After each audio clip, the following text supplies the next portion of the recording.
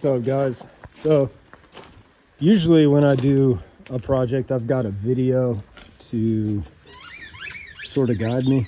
In this case, everything I've found has told me nothing, or it's been wrong. Basically, this is a Dodge 1997 Ram 2500 with the 5.9 liter Cummins in it, and the crankshaft position sensor is what I'm going to change today. Everything that I have found online is for a 1500 or a Dakota, and I can't find anything. Basically, what I've seen is that it's supposed to be back here along this transmission fluid line, but I have been all up under there. I don't see anything. I mean, you can see the line there, and there's no sensor there. So anyway, I've combed the thing over, and I have found what I believe to be the crankshaft position sensor simply right here. It is, oh, where'd it go? This right here is the sensor, and it is measuring something on this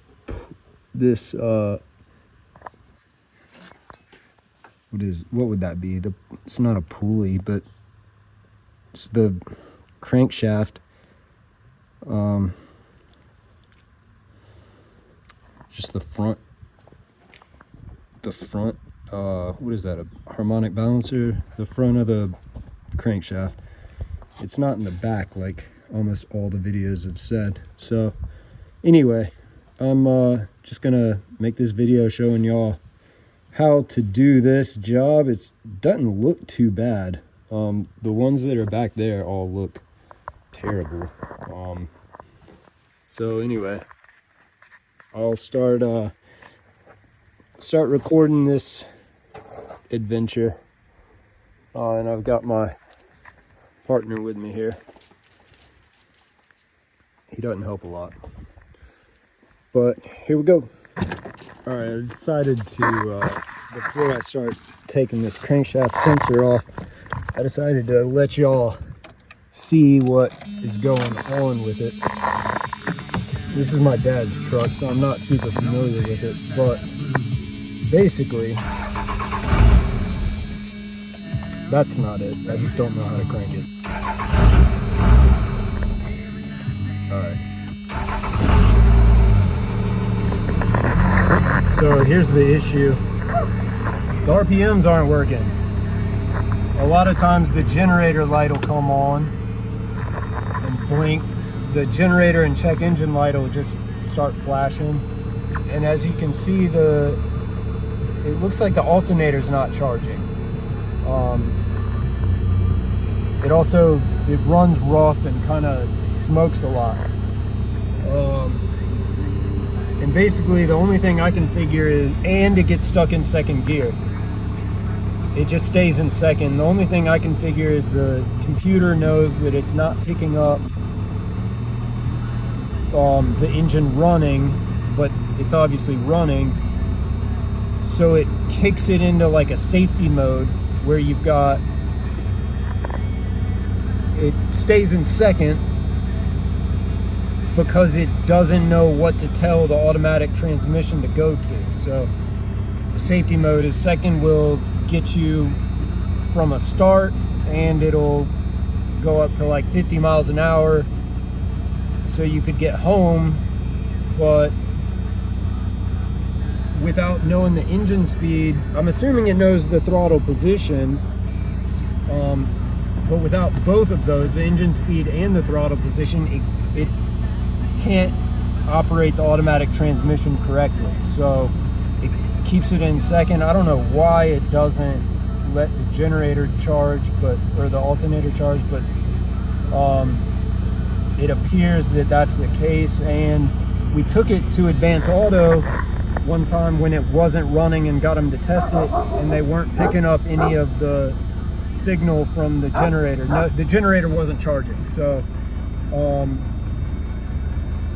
whatever it is when this happens, I mean, it might leave you stranded. So anyway, I just wanted to show y'all the reason I'm doing this, in case y'all have the same type of symptoms or whatever. Oh yeah, and we've got this ghetto thing. Alright, there we go.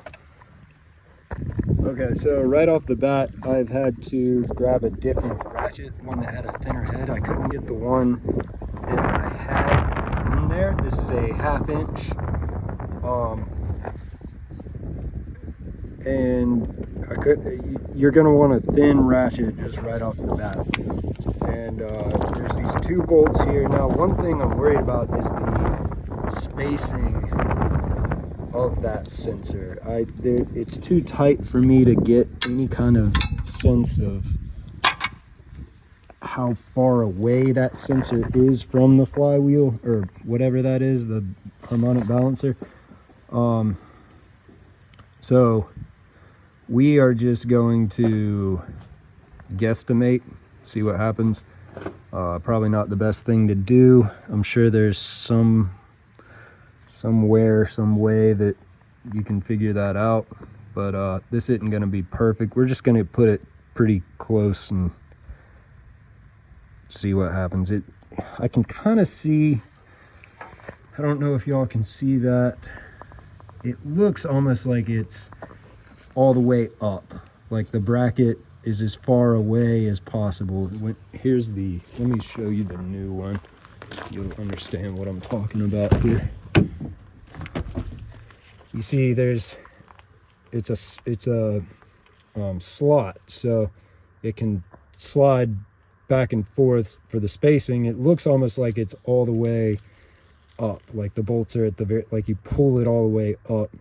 Maybe it's a little down like that or something, but from what I can tell, it's backed off as much as it can be, or at least some. It's not all the way forward. All right, here we go. All right, so we got that off. 2 1/2 inch nuts right there. Got the sensor. I guess let me bring out this new sensor and kind of point out. I mean, once y'all get into it, you'll see it's not that difficult. But basically, this is the sensor here. This is what I'm worried about. I don't know what this does, and I can't see where it connects to. It looks difficult to get to, but this is the other end. This is where this plugs into, is right here, and then it looks like it goes up into there and then goes to here, goes under this pulley here. Here is the sensor that has gone bad. It might have just been dirty. Jesus Christ, I probably could have just tried cleaning it. Honestly, the sensor might not even be bad. Before you even start this, try cleaning your sensor and see if that fixes it. You might not even need a new one. Wow. But we're in it now, so we're gonna see what happens. Buddy, he just got neutered, so he's he got neutered. He's got 4 days left with the cone. You excited, buddy? You want to show off? Can you stand tall? Yeah, good boy. You said a good boy. Oh, yeah, you got a little brother. Oh, good dog. All right, after playing with my dog a little bit, I came out here and took this and ran it under this pulley, under the belt here. And once you do that, it's pretty easy to see where that clamp is that I was saying I was worried about. It's right here. It's really not even bad. This job is not difficult in this engine. So really all I've got to do is disconnect it here, undo this clamp that is right here. I can't get a good angle. Anyway, it's right here. You can't really see it in this video, but once you're in your own engine here, you can't miss it. And then just take this out, pop the new one in. The obviously adjustment is the thing that I have no idea about, but like I said, seriously, y'all, just clean your sensor. I mean, this part's the most important part, which is kind of difficult to get to when it's buttoned up. But I mean, if I had tried that might have fixed it, honestly. And I bet like a little screwdriver or like a piece of cardboard or something that you could just slide through that gap, that might fix it. I would highly recommend trying that first and then cranking it and seeing. It'd be interesting if I kind of want to, I'm not going to put it back on. I'm going to put the new one on, but I really bet that was it, because this is just a magnet. Like, you can see that it's like it's sticking. You see? It's sticking right there. So this is just a Hall effect sensor, and what it's doing is there's maybe like an area in that balancer that either has a stronger magnet or an area where there is no magnetism, and this is just picking up on that, and it's sending a pulse to the ECU whenever it gets that to know the engine speed. And so with all that crud in here, it probably wasn't reading that signal. It was blocking the magnet or not, and or it was either blocking the magnet or it was magnetized the whole time, and it wasn't sending the ECU the proper pulse that it needed. So anyway, and that's the other thing, is that's probably what it was. Since this is magnetic, it's gonna start picking up. Apollo, stop. That's not a toy, buddy. Jesus Christ. Mom's gonna be mad, bud.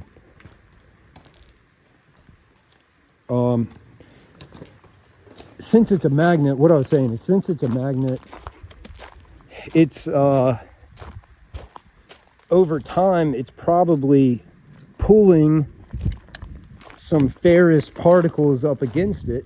And I mean, this truck has 300,000 miles on it, and I don't think this has ever been changed. So after 300,000 miles, it's pulled enough magnetic particles up against it that all it's reading is a constant magnet, which probably means that this harmonic balancer works by having an area that is not magnetic, and whenever that goes by the sensor, it sends a signal. And so what was happening, I bet, is that the magnets were attached to right here, not the magnets, but the iron particles were attached to here, which was constantly sending a magnetic signal. And that would show that there was never a time where that empty space went by the sensor, which meant that the engine wasn't running according to the sensor. And so that's why we were seeing that there was 0 RPMs on the tachometer, and that I almost guarantee you that was the problem. It was too dirty. So clean your sensor. You won't have to do this job. But if that's not the problem, I've shown you how to do it. It's pretty easy.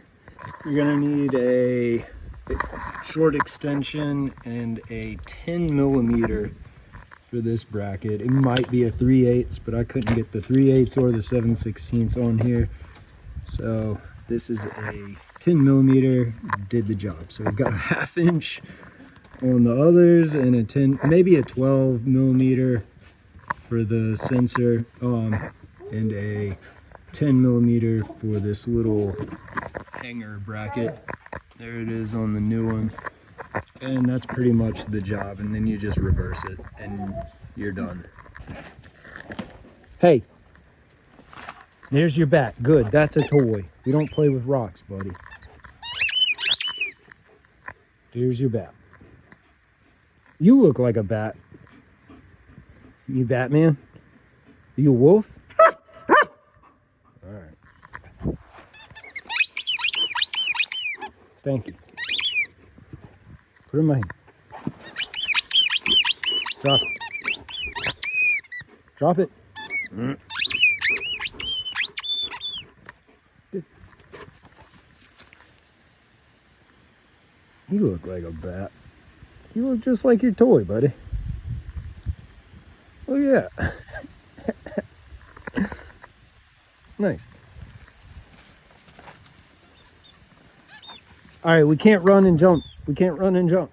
4 more days, buddy. 4 more days. All right, once you get here to this sensor, it was kind of a pain, but it's pretty straightforward. You just push this and pull them apart, but obviously pull by the connector, not the wire, and then it just slides up. But it, at least with this truck, it was kind of stuck. So I wasn't sure if it was as easy as that, but it's pretty obvious. You just push that little thing to release it and pull it out.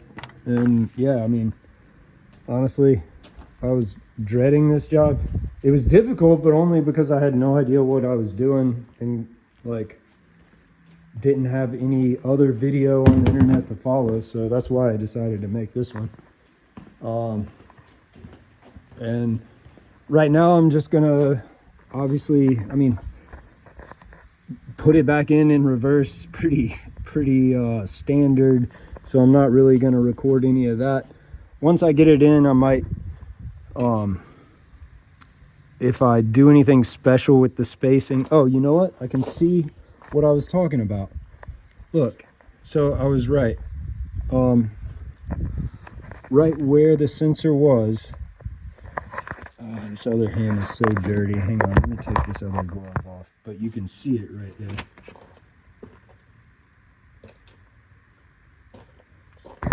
So this is where, wow, what, that was pretty incredibly lucky, I guess. But it, anyway, you can't see it with my hand in the way. You see that gap right where the sensor was?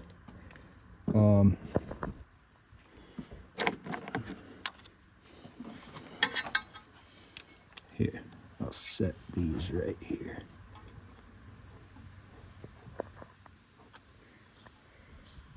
There's a gap right here. That gap is the thing that tells that sensor the speed of the motor. Because that gap, when that passes by, creates an area where the sensor doesn't have magnetism. And so every time that goes by, it can then calculate the speed that the engine is turning. And when it was as dirty as it wasn't picking that up. It was just saying that it was always not running, because it never sensed an area where there was no magnet. And so that is why it wasn't working correctly. I almost guarantee you it could be Apollo. We don't play with rocks. No, not a toy. Leave it. All right, I gotta take care of him. But anyway, I did want to show you that. I just saw that. But I'm gonna put it back on, and I'll maybe show you if I do anything special with the gap, and then I'll show you if it fixed it or not. So this is probably pretty obvious, but when you're putting this back on, I would go ahead and do the sensor first. Come on. What I mean, do this. I mean, I would go ahead and tighten the sensor up first before you tighten this bracket, because you're gonna want to adjust. You're gonna want to slide this around and make sure that this cable doesn't touch against this pulley. So get your sensor in first, then put this back on, and then, I mean, it's done. All right, I didn't do anything special about the sensor. I just showed you earlier, but basically, yeah, I just pulled it all the way up and tightened it. So we'll see if that fixed it right now.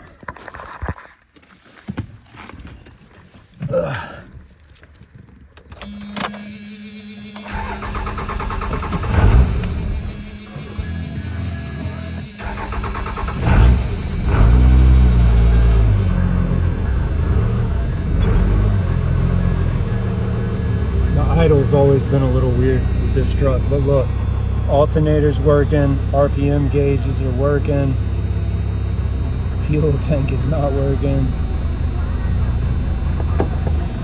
Next I need to work on the idle control valve,